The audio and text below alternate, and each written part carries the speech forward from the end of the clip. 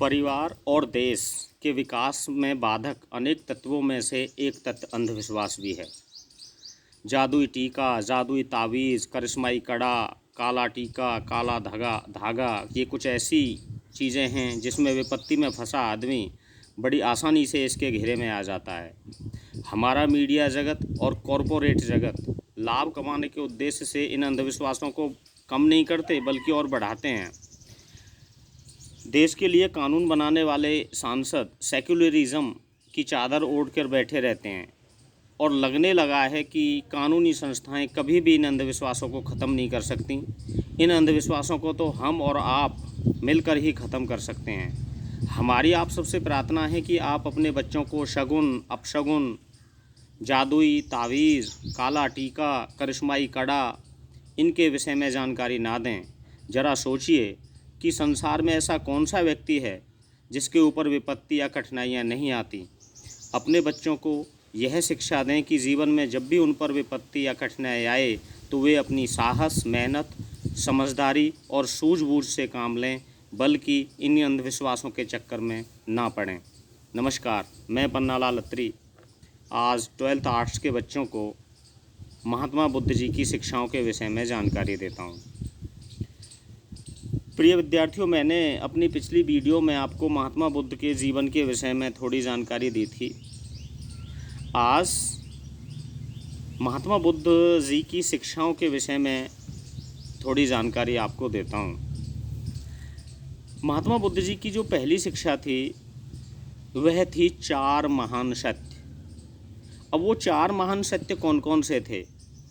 महात्मा बुद्ध जी कहते थे, और वो उनका पहला सत्य भी था कि संसार दुखों का घर है। बीमारी, वृद्धावस्था और मृत्यु ये कुछ ऐसे तत्व हैं जो मनुष्य के दुखों का कारण बनते हैं। उन्होंने दूसरी बात बताई कि मनुष्य की दुखों का कारण उसकी इच्छाएं हैं। अगर मनुष्य की इच्छाएं समाप्त हो जाएं तो उसके दुखों का अंत हो सकता है। इन्हीं इच्छाओं के कारण ही मनुष्य आवागमन के चक्कर में पड़ा रहता है।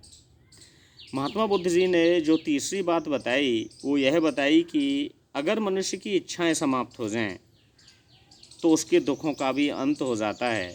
और उनका चौथा सत्य था कि अष्ट मार्ग पर चलकर मनुष्य की इच्छाएं समाप्त हो सकती हैं। तो प्रिय विद्यार्थियों, इन 4 महान सत्यों में अगर हम इसको पॉइंट वाइज लें तो आएगा कि संसार दुखों का घर है। दुखों का कारण मनुष्य की इच्छाएं हैं। इच्छाएं समाप्त होकर मनुष्य के दुख समाप्त हो सकते हैं। और अष्ट मार्ग पर चलकर मनुष्य की इच्छाएं समाप्त हो सकती हैं।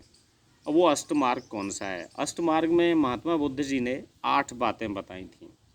वो 8 बातें थीं: सत्य कर्म, सत्य वचन, सत्य सोच, सत्य रहन सहन, सत्य विश्वास, सत्य आचरण, सत्य समाधि। यानी कि महात्मा बुद्ध जी का कहना था कि अगर इंसान जीवन में एक ही गुण को पकड़ ले, यानी कि वो सत्य बोलना स्टार्ट कर दे, तो उसकी इच्छाएं समाप्त हो सकती हैं। साथ में उन्होंने ये भी कहा था कि जब व्यक्ति सत्य बोलना आरंभ कर देता है तो संसार के जितने भी गुण हैं वो अपने आप उसके अंदर आने शुरू हो जाते हैं। वो मानते थे कि प्रकृति में अपने आप ऐसी शक्ति है कि वह सत्यवादी पुरुष के जीवन को गुणों से भर देता है, जिसके कारण धीरे धीरे उसके दुखों का भी अंत हो जाता है। लेकिन साथ में महात्मा बुद्ध जी ने ये भी कहा था कि यदि व्यक्ति सत्य का सहारा छोड़ देता है और वो झूठ बोलने लगता है तो कोई माने या ना माने, संसार की सारी बुराइयां ऐसे व्यक्ति में आ जाती हैं जो झूठ का सहारा लेता है। यानी कि उन्होंने मनुष्य की इच्छाओं को समाप्त करने का केवल एकमात्र बताया साधन कि सत्य ग्रहण करो, सत्य बोलो, सत्य सोचो, सत्य बातों पर विश्वास करो। तो उनका मानना था कि अंत में इंसान की समाधि भी सत्य ही होगी, यानी कि उसको मोक्ष मिल जाएगी। वो कहते थे कि सत्य का सहारा लेकर मनुष्य की इच्छाएं समाप्त हो सकती हैं, और अगर उसकी इच्छाएं समाप्त हो जाएं तो उसके दुखों का भी अंत हो सकता है। प्रिय विद्यार्थियों, महात्मा बुद्ध जी की जो अन्य शिक्षा थी वह आत्मा के विषय में उन्होंने कहा। महात्मा बुद्ध जी ने आत्मा की प्रकृति के विषय में जो अपने विचार दिए, उन्होंने बताया कि आत्मा, ईश्वर, ब्रह्मा, राम, रहीम, अल्लाह, आप कुछ भी कह लो, ये एक ही तत्व के नाम हैं और उस तत्व के नाम अलग अलग हो सकते हैं, लेकिन वह मूल तत्व एक ही है जिस तत्व से सारे संसार की रचना हुई है। महात्मा बुद्ध जी व्यर्थ के अंधविश्वासों में विश्वास नहीं रखते थे, यानी कि उन्होंने अंधविश्वासों का विरोध किया। उनका मानना था कि बलियां देकर, कर्म कांड करके, बड़े बड़े यज्ञ करके मोक्ष प्राप्त नहीं हो सकती। मनुष्य को मोक्ष केवल उसके कर्म दिलाते हैं, और कर्म भी, जैसे कि मैंने पहले बताया, वो मानते थे कि अगर व्यक्ति सत्य की डोर पकड़ ले तो उसके कर्म भी पवित्र हो जाते हैं, यानी कि वे मोक्ष प्राप्त करने के लिए कर्म सिद्धांत में विश्वास रखते थे। उनका मानना था कि यदि इंसान के कर्म अच्छे होंगे तो निश्चित तौर से उसका फल भी अच्छा होगा, और अगर इंसान के कर्म अच्छे नहीं हैं तो चाहे जल्दी मिले या फिर देर से मिले, उसको उसके बुरे कर्मों का फल अवश्य ही मिलेगा, यानी कि वे कर्म सिद्धांत में विश्वास रखते थे। परस्पर भाईचारे में विश्वास। महात्मा बुद्ध जी कहते थे कि सारे संसार की उत्पत्ति 5 तत्वों से हुई है और उनका एक ही मूल तत्व है, वह है ईश्वर कह सकते हैं आप, आत्मा कह सकते हैं। उनके संयोग से ही जीवों की उत्पत्ति हुई है, इसीलिए संपूर्ण जो संसार के मनुष्य हैं उनमें भाईचारे की भावना होनी चाहिए, उनको मिलकर रहना चाहिए। यानी कि अगर हम दूसरे शब्दों में कहें तो महात्मा बुद्ध जी ने युद्धों का विरोध किया था। उनकी अगली शिक्षा थी अहिंसा में विश्वास। महात्मा बुद्ध जी हिंसा के बड़े विरोधी थे, वे अहिंसा में विश्वास रखते थे। उन्होंने अहिंसा की बड़ी व्यापक व्याख्या की है। उनका कहना था कि किसी जीव को मारना ही हिंसा नहीं है, किसी जीव से बुरा बोलना, किसी के विषय में बुरा सोचना भी हिंसा है।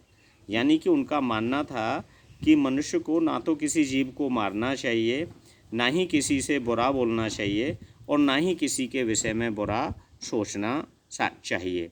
यानी कि मत किसी जीव को मारो, मत किसी से बुरा बोलो, और मत किसी के विषय में बुरा सोचो। अगर इंसान इस सिद्धांत पर चल रहा है तो वह सच्चे अर्थों में अहिंसा का पालन कर रहा है। साथ में उन्होंने ये भी बताया कि जो सत्य का सहारा लेता है उसके अंदर अहिंसा का गुण अपने आप आ जाता है। उनकी अगली शिक्षा थी नैतिक मूल्यों में विश्वास। महात्मा बुद्ध जी कहते थे कि सत्य के साथ साथ मनुष्य को नैतिक मूल्यों में भी विश्वास रखना चाहिए, यानी कि उसका व्यवहार पवित्र और सत्य होना चाहिए। बड़ों का आदर, छोटों से प्रेम, किसी को धोखा न देना, चोरी न करना, ब्रह्मचर्य का पालन करना, ये कुछ ऐसे नैतिक सिद्धांत थे जिनमें महात्मा बुद्ध जी विश्वास रखते थे। उन्होंने बाह्य आडंबरों का, जाति प्रथा का विरोध किया, और उनकी अंतिम जो शिक्षा थी वह थी निर्वाण। महात्मा बुद्ध जी कहते थे कि जब सत्य के मार्ग पर चलकर मनुष्य की इच्छाएं समाप्त हो जाती हैं तो उसको निर्वाण प्राप्त हो जाता है। बौद्ध धर्म में आवागमन के चक्कर से छूट जाना ही, जिसे हम मोक्ष प्राप्ति कहते हैं, उसी को उसमें निर्वाण कहा गया है। तो प्रिय विद्यार्थियों, महात्मा बुद्ध की शिक्षाएं बड़ी सरल थीं और लोगों में वो बड़ी शीघ्र ही फैल गईं, और बड़ी संख्या में लोग महात्मा बुद्ध जी के अनुयायी बन गए, और उनका एक संगठन बन गया जिसे बौद्ध संघ के नाम से जाना जाता है। बौद्ध संघ में आरंभ में महिलाओं को शामिल नहीं किया जाता था, लेकिन महात्मा बुद्ध जी के एक प्रिय शिष्य थे जिनका नाम था आनंद। उनके कहने से महिलाओं को भी बौद्ध धर्म में शामिल किया जाने लगा। बौद्ध धर्म में जो पहली महिला थी जो बौद्ध धर्म में शामिल हुई, उनका नाम महाप्रजापति गौतमी था। महाप्रजापति गौतमी वैसे महात्मा बुद्ध जी की मौसी लगती थीं, और जब उनकी माता का निधन हो गया था तो महाप्रजापति गौतमी ने ही महात्मा बुद्ध जी का लालन पालन किया था। वो पहली महिला थी जो बौद्ध संघ में शामिल हुई। उनके बाद अन्य महिलाओं को भी बौद्ध संघ में शामिल किया जाने लगा था। बौद्ध संघ या बौद्ध धर्म के शीघ्र प्रसार होने का कारण उसकी सरल शिक्षाएं ही नहीं थी, बल्कि राजाओं का बौद्ध धर्म को अपना लेना भी। बहुत से राजाओं ने बौद्ध धर्म को अपनाया, जिसमें अशोक, कनिष्क, ये बड़े शक्तिशाली राजा हुए और उन्होंने बौद्ध धर्म के प्रसार में काफ़ी योगदान दिया। और धीरे धीरे हमारे देश में नहीं, विदेशों में भी बौद्ध धर्म का प्रचार हो गया। प्रिय विद्यार्थियों, आगे चलकर ये कनिष्क के शासनकाल में बौद्ध धर्म दो भागों में बट गया, हीनयान और महायान। वैसे हीनयान का अर्थ होता है छोटा चक्र और महायान का मतलब होता है बड़ा चक्र।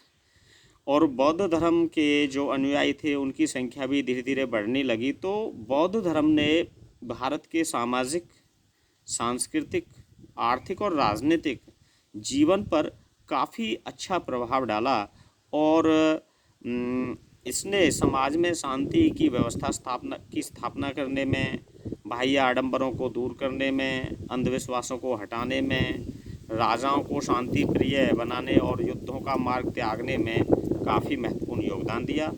और बौद्ध धर्म के योगदान को भारत से कभी भी नहीं भुलाया जा सकता। मैं अगली वीडियो में आपको किसी और टॉपिक पर थोड़ी जानकारी दूंगा। तब तक के लिए नमस्कार।